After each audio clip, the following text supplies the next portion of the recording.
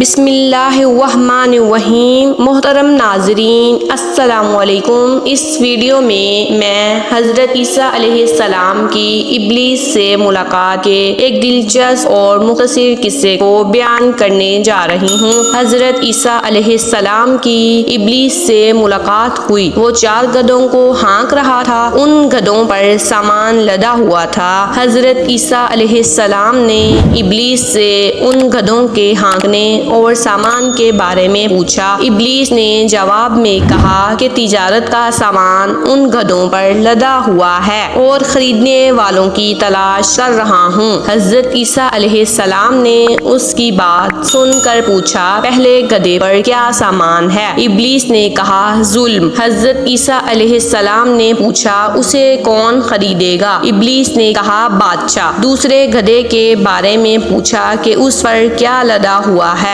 ابلیس نے کہا، حسد۔ حضرت عیسیٰ علیہ السلام نے پوچھا، اسے کون خریدے گا؟ شیطان کہنے لگا، علماء۔ حضرت عیسیٰ علیہ السلام نے پوچھا، تیسرے گدھے پر کیا لاد رکھا ہے؟ ابلیس نے کہا، خیانت۔ حضرت عیسیٰ علیہ السلام نے فرمایا، کون خریدے گا؟ شیطان نے کہا، تاجر۔ پھر چوتھے گدھے کے بارے میں پوچھا کہ اس پر کیا لاد رکھا ہے؟ ابلیس نے کہا، مکر و فریب۔ حضرت عیسیٰ علیہ السلام نے پوچھا، اسے کون خریدے گا؟ شیطان نے کہا، عورتیں۔ یہ تھا حضرت عیسیٰ علیہ السلام کی ابلیس سے مختصر ملاقات کا ایک واقعہ۔ اس طرح کی مزید ویڈیوز کو دیکھنے کے لیے ہمارے چینل کو سبسکرائب کریں اور ویڈیو کو لائک کریں۔ جزاک اللہ۔